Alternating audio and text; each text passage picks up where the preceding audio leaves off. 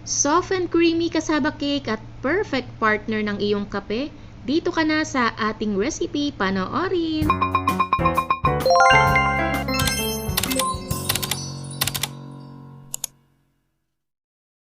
Tara at mag-bake ulit tayo ng ating mga cravings. So, ang gamit ko nga pala dito ay yung frozen na grated cassava. Pwede rin kayong gumamit nung fresh na cassava. So, ito pong dalawang balot na frozen ay naito ko na siya kagabi sa aming refrigerator. Kaya naman syempre nagkatas-katas siya nung lumambot na at atin siyang sasalain para hindi masama yung mga katas niya.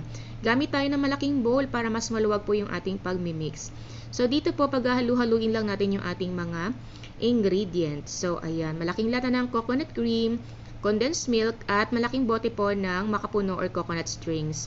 So, dito, depende po sa inyo kung gaano karami po ng coconut strings po yung gusto ninyo. Pero ako po kasi nagtira ako para sa toppings mamaya. So, ayan, mix natin ng mabuti. At pagkatapos, gamit tayo ng malaking baking pan. Sa baking pan, depende po sa inyo kung ano po yung gusto ninyong gamitin. Pero maiiba po kasi yung baking time at saka kung gaano din po karami yung gusto ninyo. So, gumamit ako dito ng malaking baking pan. Grease natin siya ng butter. So, pagpasensyaan nyo na po at ako yung nagsasalita dyan kasi dapat po ay hindi ko ito i-voice over. Kaya lang po medyo maingay po yung paligid. Kaya nag-voice over na lang ako. So, ayan, ready to bake na yung ating cassava sa ating preheated oven na 100 degrees Celsius. I-bake po natin yan ng 45 minutes. At dahil sira po yung timer ng aming oven, gumamit po ako ng aking sariling timer. So, habang binibake yan, ito na po yung ating mga toppings. So, ayan.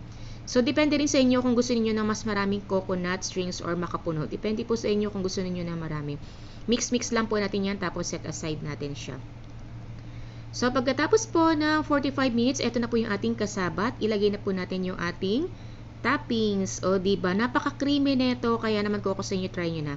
Optional din po ang shredded cheddar cheese. Pero kung ako sa inyo, lagyan nyo kasi po mas masarap. Ayan, binalik na natin sa oven yung ating cassava cake after natin mailagay yung toppings. So, nakaset iyon sa broil para yung ibabaw lang ang ating lulutuin kasi luto naman ang ating cassava cake. So, i-broil natin siya ng 20 to 30 minutes or until golden brown. So, ayan, saktong 20 minutes nga po yung ating pag-broil at syempre, pag lumamig na siya ng konti, pwede natin siyang i-slice. So, ang ginawa ko dito, nag-slice ako ng maliliit kasi syempre pag naman na mga sweets, maliliit lang na slice ay pwede na. So, kaya medyo dumami siya. At ayan, kukuha ako ng maliit na slice sa side para tikman. O, diba?